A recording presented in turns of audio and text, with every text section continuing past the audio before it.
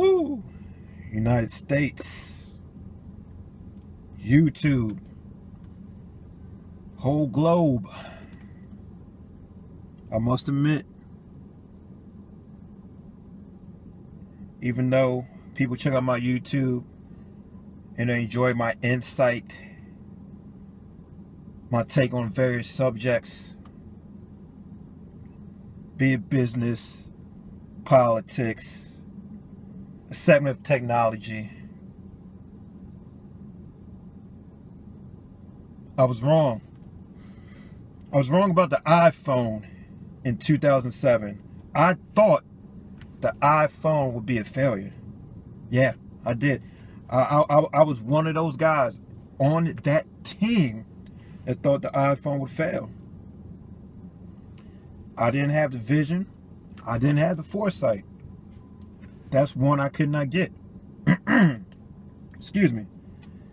At the time, I believe in the 2006, in the 2007, I had a Motorola Razr. I really enjoyed that phone from the design with that metal body and the way the keys would light up.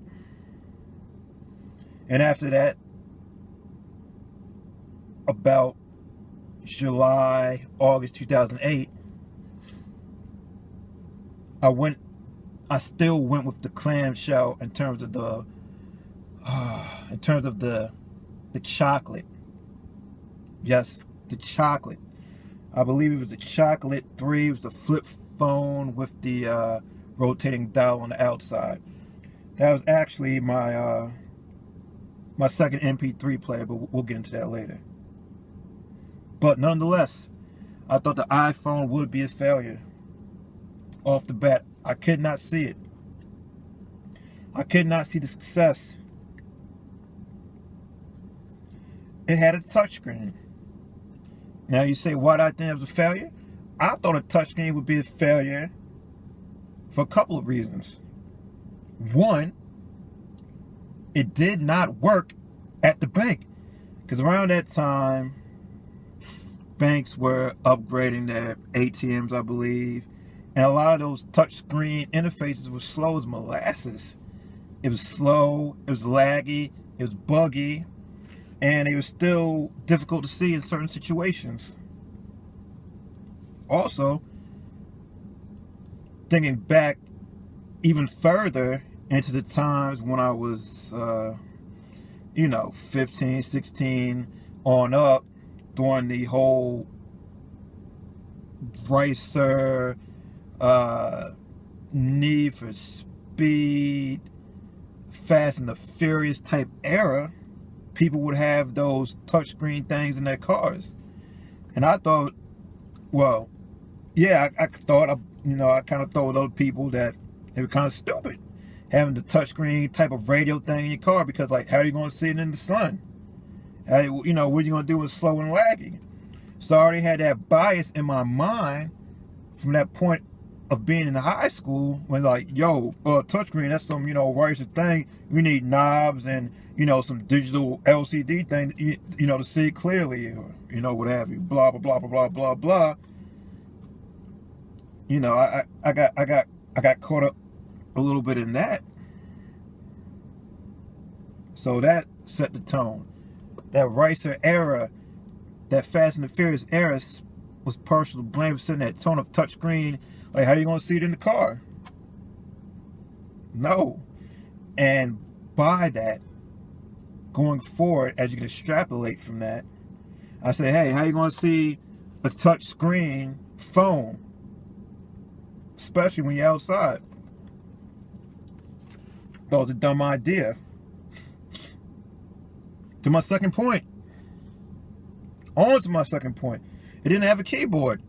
That was foreign to me, because my touchscreen experiences, especially dealing with ATM, was horrible.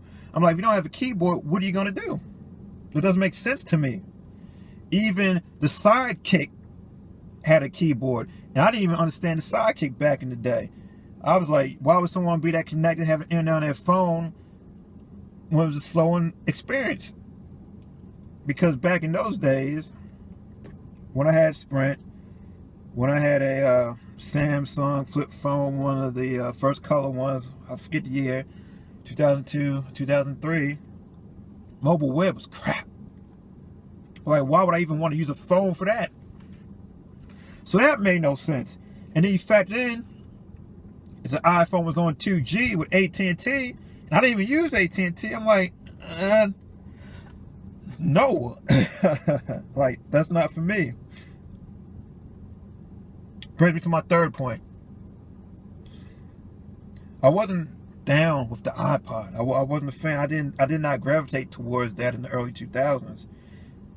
I couldn't understand why you want to carry that much music at one time. I'm like, yo, like, get a CD case, have like 6 CDs. That's all you really need, right?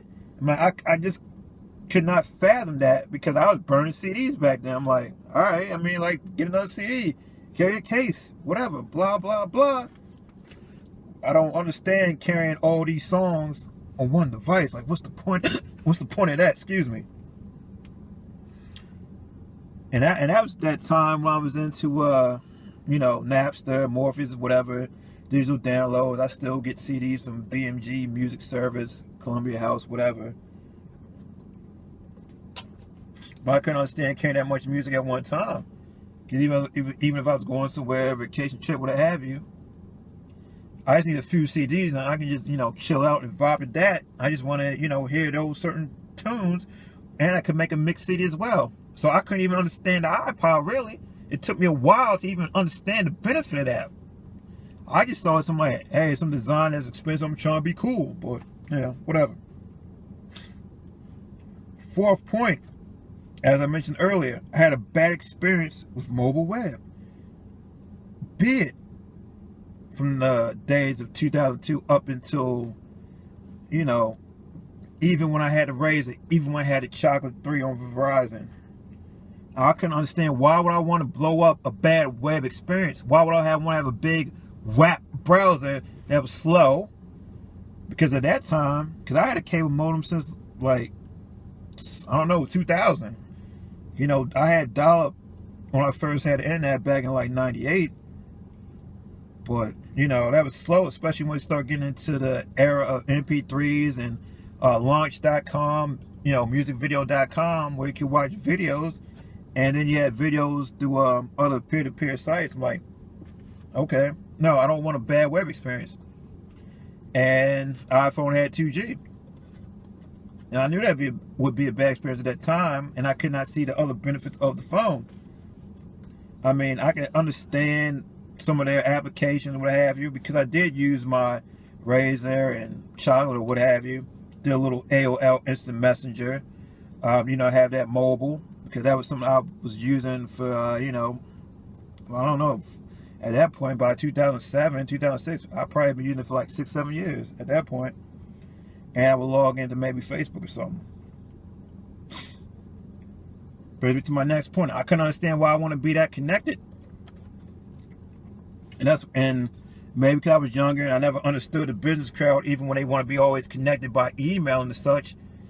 And at that time, when you just, you know, going from high school to college, you're like, all you need is a text message and like AIM and, you know, eventually Facebook at that time. Like, I couldn't understand the constant connection with getting emails and other information. I'm like, why do I need that kind of information? It never made sense to me. If I want the weather, I check the weather bug app, or not the weather, well, they didn't call them apps, but the little weather bug thing in the system tray on my computer. Know what the weather's gonna be for that day and that day for it. And I couldn't even understand being totally connected back at the beginning of 2007. Like, why would I want to be that connected all the time? You know, I didn't understand the convergence into one device. I'm like, why not just have separate experiences and just, you know, chill out or whatever? You know, 'cause I was, at that point, like, I wasn't even really even use the phone like that. I just, you know, maybe call here and there and, you know, other things, some text, but no, I wasn't even really using it like that constantly. So I'm like, why would I want to be that connected? And what also would bug me, I was the size factor. Cause I was used to having those slim clamshell type of phones with the Razor and the Chocolate. Like, yo, you slide that joint in your pocket, right? solid joint in your pocket, and you know, that's that. Why would I want something that big, even though it's only 3.5 inches in that screen, and obviously you got bigger phones nowadays, but I couldn't even understand that form factor, that size. Why would I want that slate like that in my pocket? My phone's supposed to be getting smaller and, you know, more, I don't even know what I'm looking for, but it's like smaller and, you know, even foldable with that bendable. This is like a slate in your pocket. I'm like, nah, not for me. And those were essentially the reasons why I could not see this iPhone being a success. It took me years. I didn't even know I would like something like that. And when I did get into smartphones, maybe, I don't know, I guess probably 2010, I started out with an Android. I really didn't enjoy the experience back then. So I'm like, you know what? I'm not even going to really deal with this. I'm going to get a little cheap Android thingy on Boost Mobile with the little slide out keyboard, and just maybe use it for text messages, and that's it. But I did try the iPhone probably maybe 2011, maybe a little before then. I don't know, maybe into 2010. I can't remember the exact time, but I tried it out, and that changed my thought on the smartphones with the smoothness, that Retina display. It was around the iPhone 4 or 4S time, and like, yeah, probably the 4S time. Like, wow, I couldn't believe it. But even then, I went back to another Android because I really didn't like the network I had on Sprint at that time. So I got an Android or something, and then eventually I did get another iPhone later on down the line. But the thing is, iPhones is the phone that made me appreciate smartphones. From the smoothness, it wasn't clunky like Android, Android was my first smartphone experience.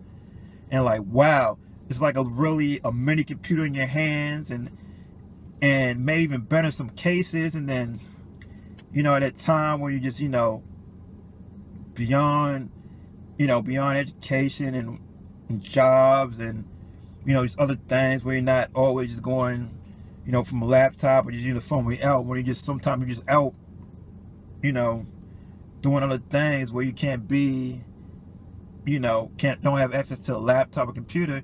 You had your iPhone. You could check out things and, you know, be entertained by it. And then I started seeing some of the games. I was like, wow. Like, this is better than, you know, Game Boys or, you know, whatever else I had growing up. So it took time for the iPhone to grow on me and smartphones to grow on me. And I didn't have the iPhone off the bat. I thought it was going to be a failure, but, you know, I came to enjoy it. But yes, I was in that, no, the iPhone will not work, the iPhone will fail crowd back in 2007. I thought it was a product coming out from Apple to be like, yo, man, this is cool, blah, blah, blah. But it was actually game changing. So, hey, you know, I don't catch them all. Don't have always the most amazing foresight and seeing things, especially back then. But, you know, even though I think I'm a little more in tune with things nowadays, but I didn't have it back then. I didn't see the success of the iPhone, I must admit. That's my take. Hope you enjoyed it. Iceberg Jim out. Deuces.